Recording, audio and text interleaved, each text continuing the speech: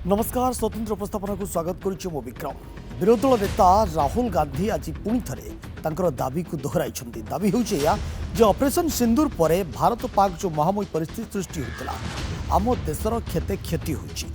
देश सत्य जानिबा को चाहे। राहुल गांधी ट्वीट पर कांग्रेस नेता पवन खेरा एक सांबादिक सम्मेलन में बीजेपी को सिंदूर का सौदागर बोली कहिसथि। 17 मे रे राहुल गांधी जयशंकर को मंतव्य एक वीडियो ट्वीट कर लिखिते आमर आक्रमण आरंभ में पाकिस्तान को सूचना देवा एक अपराध थिला।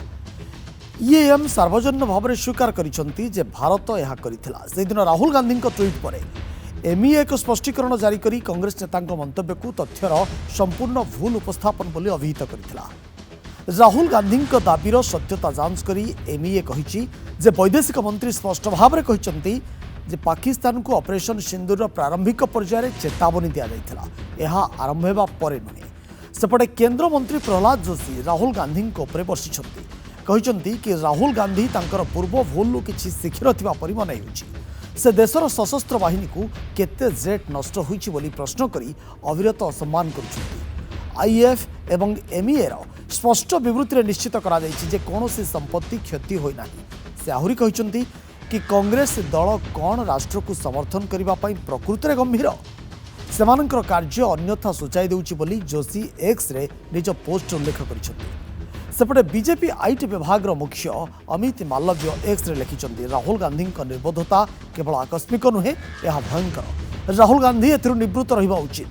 भारत जाने जे प्रकृत में कहा पाही से कहउचंती। ए प्रसंग में आहुर किछि प्रतिक्रिया मध्य आमे आपन को देखौछु। आसंतु सुनिबा किए कौन ए प्रसंग में प्रतिक्रिया रखिछु। युद्ध का समय होता है तो पूरा देश एकजुट होकर सेना के पीछे खड़ा रहता है। मुझे लगता है कि राहुल गांधी जी को देश प्रेम से ज़्यादा पॉलिटिक्स करने में ज़्यादा दिलचस्पी है। जहाँ पर एक तरफ पूरा देश एक साथ होकर सेना के पीछे खड़ा है और वहीं पर सेना का मनोबल घटाने का काम राहुल गांधी जी से हो रहा है। मुझे लगता है कि पॉलिटिक्स से उठकर देश के बारे में सोचना बहुत ज़रूरी है। इनको तो आपत्ति है, इनके जो सदस्य है शशि थरूर जी, उनको भी सरकार लेके जा रही है, उनको डेलीगेशन लीड करने के लिए बोल रही है। उनके सदस्य को जाना है, डेलीगेशन लीड कर रहे हैं, लेकिन कांग्रेस उसका विरोध कर रही है। तो मतलब मुझे लगता है कि ऐसी परिस्थिति में जहां पूरे देश को सभी ऑपोजिशन को एक साथ आना जरूरी है, यहाँ पर कांग्रेस का ऐसा स्टैंड बहुत ही दुर्भाग्यपूर्ण है। बिल्कुल, ये तो प्रेस मीडिया ने भी पूछा था जब वो प्रेस ब्रीफिंग हो रही थी, लेकिन वो बात को टाल दिया गया। और बिल्कुल ये बात सही है, देश को ये पता होना चाहिए कि हमारा क्या नुकसान हुआ है, कितने हमारे जहाज, कोई कहता है रफाल गिरा है, कोई कहता है नहीं गिरा है। कोई बाजार में तो ये भी बात है, लोग कहते हैं कि रफाल कंपनी के शेयर्स काफी डाउन आए हैं, और कोई कहता है स्कोए जहाज गिरा है। बल्कि अलग अलग तरह की इंफॉर्मेशन है। और हाँ, अलग अलग जगह पर अखनूर में, जम्मू कश्मीर में, बठिंडा में तमाम एयरक्राफ्ट्स के जो पार्ट्स थे वो मिले हैं। That's why the public want that information. And opposition leader की बिल्कुल मांग सही है कि अगर ऑपोजिशन लीडर को ये सारी बात ब्रीफिंग होगी तो आई थिंक बेहतरीन होगा। 65-66 साल तो इस तरह के लीडर के साथ ही रहे, उसी लीडर की तारीफ करते रहे। आदरणीय राहुल गांधी मेरे माननीय लीडर आज उनको पाकिस्तान भेजने की बात कर रहे हैं। तो मेरे को लगता है खुद शर्म आनी चाहिए ऐसे लीडर्स को, जो कल कुछ कहते हैं और आज कुछ कहते हैं। आज उनके लिए कहते हैं कि उनको पाकिस्तान भेज दिया जाए, कल उनको सलाम करते से सलूट करते थे। जिन्होंने सब कुछ बनाया, यहां तक पहुंचाने का काम करते, उनको खुद अपने आप में अंदर झांक लेना चाहिए कि मैं क्या हूं। लेकिन जो बातें आज पाकिस्तान और अपने हिंदुस्तान की लड़ाई में जो हुई है, और जिस तरह से देश के विदेश मंत्री ने जो स्टेटमेंट किया है, उसके बारे में कई प्रश्न खड़े हो चुके हैं, जिसके राहुल जी ने भी कल उसके बारे में सवाल खड़े किए हैं कि अगर हमारे देश के प्रधानमंत्री पाकिस्तान के मुखिया को हम इस तरह की लड़ाई कर रहे हैं, हम करने वाले हैं, यहाँ पर टारगेट करने वाले हैं, इस तरह की अगर बात हमारे देश के प्रधानमंत्री पाकिस्तान जो हमारा दुश्मन देश है उनसे बात करते हैं, तो ये एक देश के लिए बड़ा धोखा हुआ है। और कोई राफेल विमान हो या हमारे एयरफोर्स वाले हो इतने हमारे वहां पे क्षति हुई है, उसके बारे में अभी तक कोई पता देश की जनता को नहीं दिया जा रहा है। ये गंभीर बात है। देश के प्रधानमंत्री ने इस विषय को लोगों के सामने आकर बात करना चाहिए। सर्वदलीय बैठक लेकर प्रधानमंत्री जी ने खुद उसकी अगुवाई करना चाहिए। The reality is that there are very many questions that arise out of there.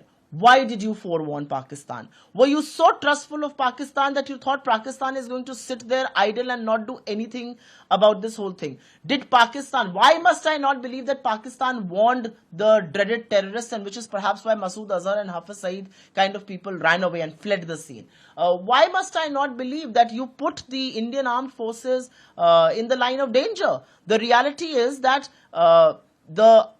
in the briefings that the army has done, they have accepted that some amount of loss has been borne by our armed forces as well. Does the country not deserve to know? Does the country not deserve to know, have we lost jets? Does the country not deserve to know, why did you forewarn Pakistan? And this is not something that's coming out of a figment of imagination. This is also not something that's coming from source-based info. We informed Pakistan we are attacking your terror strikes. We also told them that your army should sit out. I mean, how much more clear can this be?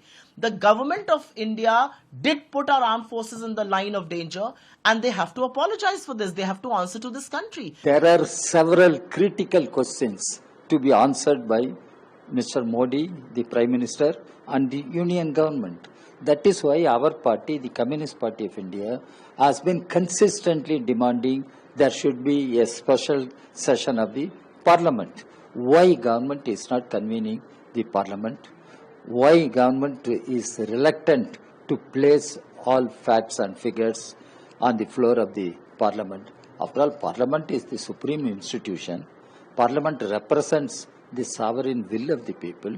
But government has not agreed to convene a special session of the Parliament. So Mr. Rahul Gandhi will raise several questions. I can raise several questions. Several other parties can raise several questions. Rahul Gandhi's cynical tweets grimly resembled and reminds one of Joseph Goebbels' malicious and sinister propaganda. The manner in which Rahul Gandhi has been doubting the nation, the government, and also distrusting the Indian armed forces. Now Rahul Gandhi is sounding like the propaganda-in-chief of Pakistan, let alone leader of opposition. I think our nation deserves a more responsible and a more patriotic parliamentarian than Rahul Gandhi. And Pakistan, in turn, is now parading Rahul Gandhi as a poster boy for Pakistan, and they are peddling Rahul Gandhi's tweets to spin and fabricate an inimical narrative to India and our Indian armed forces. This is because of Rahul Gandhi's tweets, and they are most reprehensible. The second phase of the operation would take place depending on the Pakistani reaction. If Pakistan reacted, then they would be hit harder, and if they reacted again, we would keep escalating till Pakistan stopped. That was the plan. Now, after we finished the first phase, after hitting the 9 targets of the terrorists, as per the plan, Pakistan was informed that we have hit your 9 targets. We are not going to, none of those targets were military targets or civilian infrastructure. It was specific to terrorist attacks, and we will not escalate it further. However, if you escalate it from now onward, we will respond with greater force. So Pakistan escalated on the second night. We responded, and they escalated again. We responded again. All the Pakistani attacks were neutralized, but every single Indian attack went through, and their air bases and other assets were very severely crippled. That was the time Pakistan asked for a ceasefire. Jaishankar इस तरह का बयान दें जो पाकिस्तान में और पूरे देश में, पूरे विश्व में हमारी हंसी उड़ रही है। इसलिए राहुल गांधी बार बार कह रहे हैं कि आप जवाब दीजिए। इस फोरवार्निंग से, ये जो आपने पहले ही पाकिस्तान को बता दिया, इससे देश को क्या नुकसान हुआ, यह हमारा लिए जानना बहुत जरूरी है। देश के कितने हवाई जहाज गिरे, देश को क्या नुकसान हुआ और कितने आतंकी बच के भाग गए, ये जानना हम सबके लिए बहुत जरूरी है। मुझे तो लग रहा है कांग्रेस जो है अब इस देश की पार्टी है भी कि नहीं है, इस पे भी मुझे डाउट हो रहा है।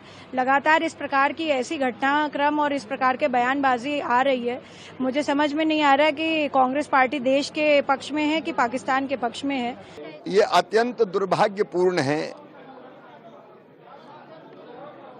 कि जिम्मेदार पार्टियों के नेता ऐसे समय जब सारा देश एक साथ खड़ा है पाकिस्तान के खिलाफ, आतंक के खिलाफ, देश के दुश्मनों के खिलाफ, तब किंतु परंतु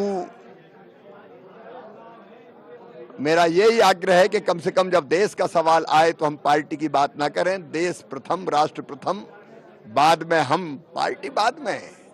अब आप मोदी जी का विरोध करते करते देश का विरोध करने लगो, ये आपके कद को नहीं बढ़ाएगा।